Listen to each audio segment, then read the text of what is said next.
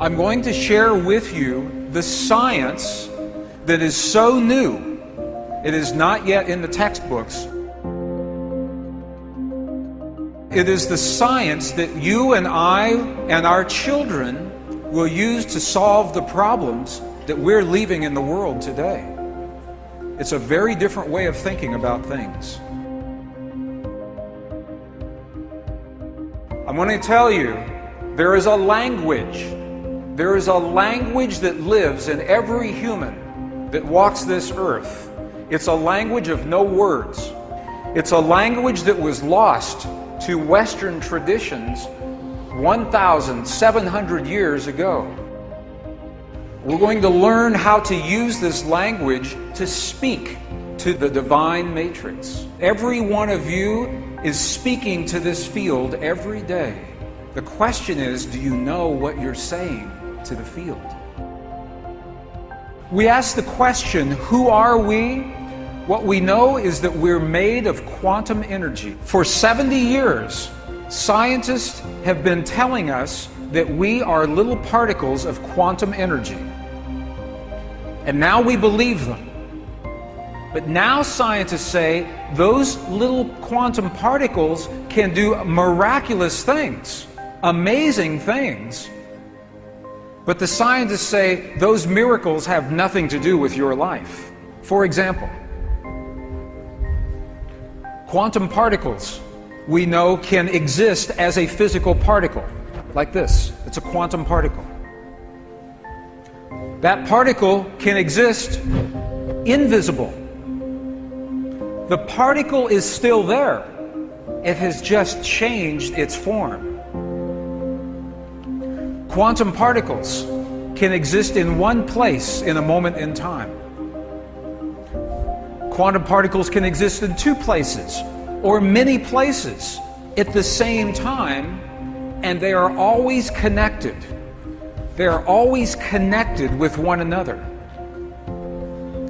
So the particles are always connected. Quantum particles can communicate with themselves in the past and in the future. This is very interesting. Scientists can take a quantum particle and they know everything there is to know about this particle.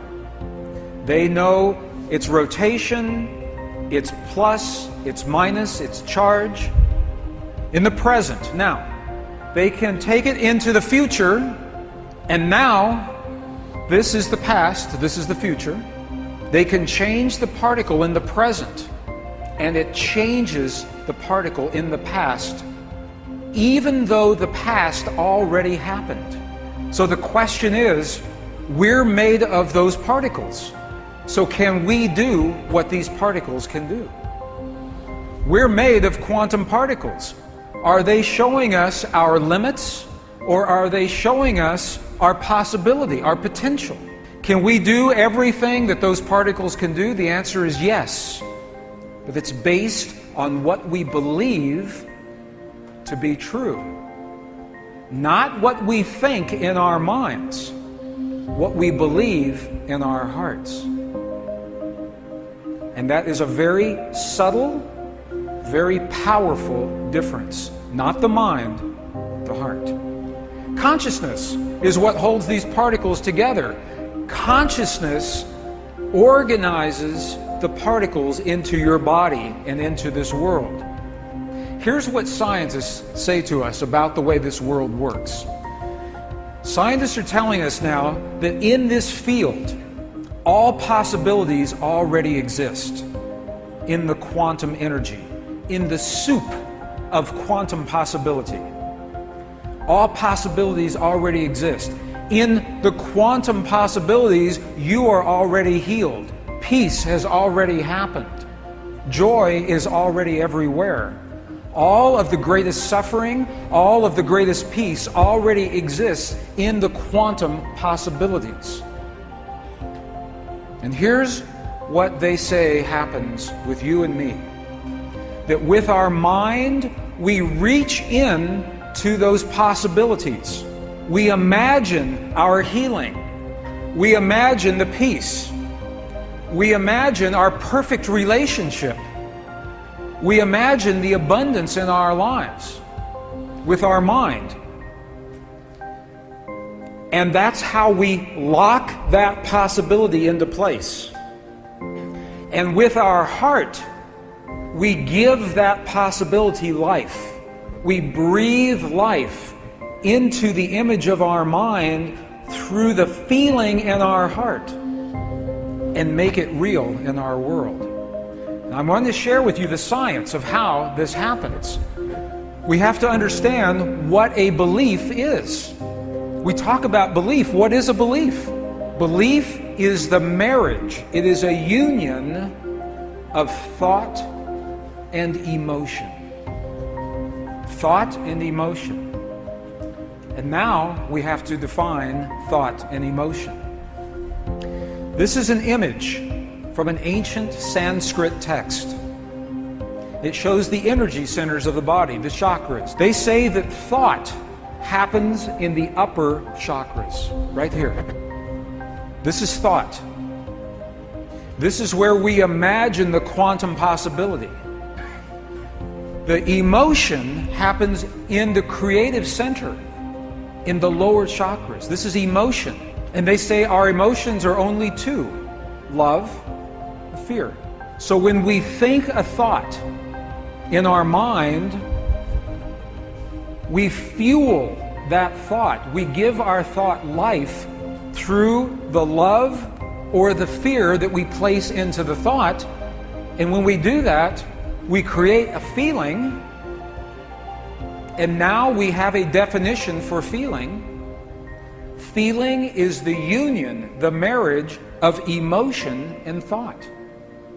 What we think of a possibility and our love or our fear of that thought. What is the one energy center in the body that does not have the circle? What is the one center that we have not talked about here? The heart. Feeling happens in our heart. Feeling doesn't happen in the mind. Feeling doesn't happen in the lower, well, a little bit, but not much in the lower centers. Feeling happens in our heart. Feeling and belief are connected. Feeling and belief. So in our hearts, we have hate, sadness, joy, compassion. These are feelings. These are not emotions. To have hate, sadness, joy, compassion, we must have a thought, and then the love or the fear for that thought that creates these feelings. So now we have a definition of feeling.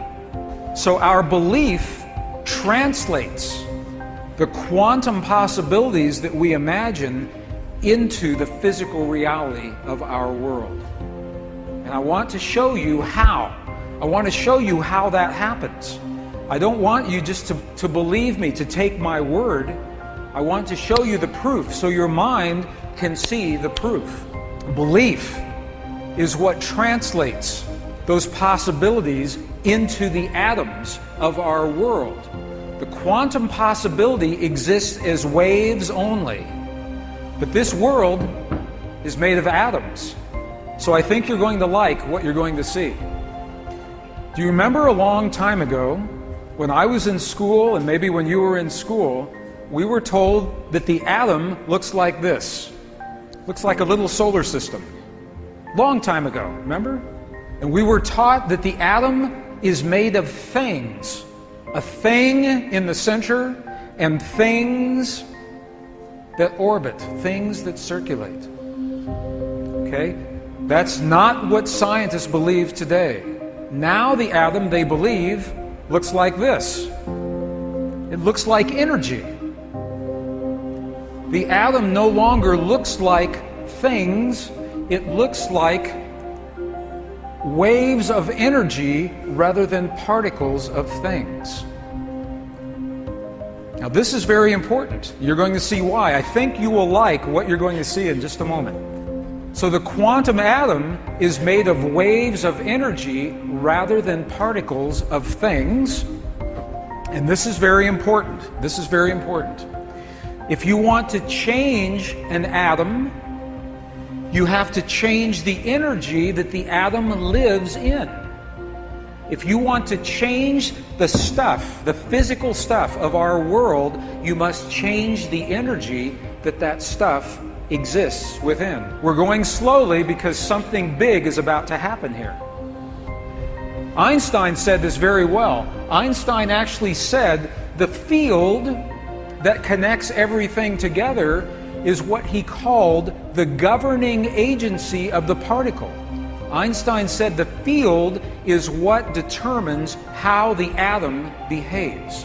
It's in the field. So the field that we're talking about, the field is made of electrical energy. It's made of magnetic energy, two energies. The field that holds everything together. This is out of a traditional text, a traditional physics text. Look at what this says. This says if you change the electric field, that you will change the way the atom behaves, and there's actually a name for this. It is called the Stark effect. So if you change the electrical field, the Stark effect, you change the atom, or if you change the magnetic field, it's called the Zeeman effect, you change the atom. So all this is saying is that science knows today, if you change the electrical field or you change the magnetic field, you change the atom. Okay, watch what happens. What organ in your body produces the strongest electrical field in your body? Your heart. And it's where you have the feeling. A feeling is actually creating waves of electrical and magnetic energy in your heart that changes your body and changes your world. But you don't have to know that because you simply had a feeling. And this is what the ancients understood and what they left in their temples, in their texts, in the monasteries, in the language of their time. They understood this. Our heart, look at this. The human heart produces the strongest electrical and magnetic fields in the body. Some people said the brain. The brain does produce these fields, but look, the heart's electrical field is 100 times stronger than the brain. 100 times stronger than the brain. The heart's magnetic field is up to 5,000 times stronger than the brain's magnetic field. Our heart produces the fields that change our world and change our body. Can you see that so far? Beliefs create the electrical waves. Beliefs change those magnetic waves. What you believe about yourself, what you believe about me, what you believe about your world, about your relationship to God, about peace on this earth is creating what is happening on this earth right now. Beliefs change our physical world. Beliefs change matter.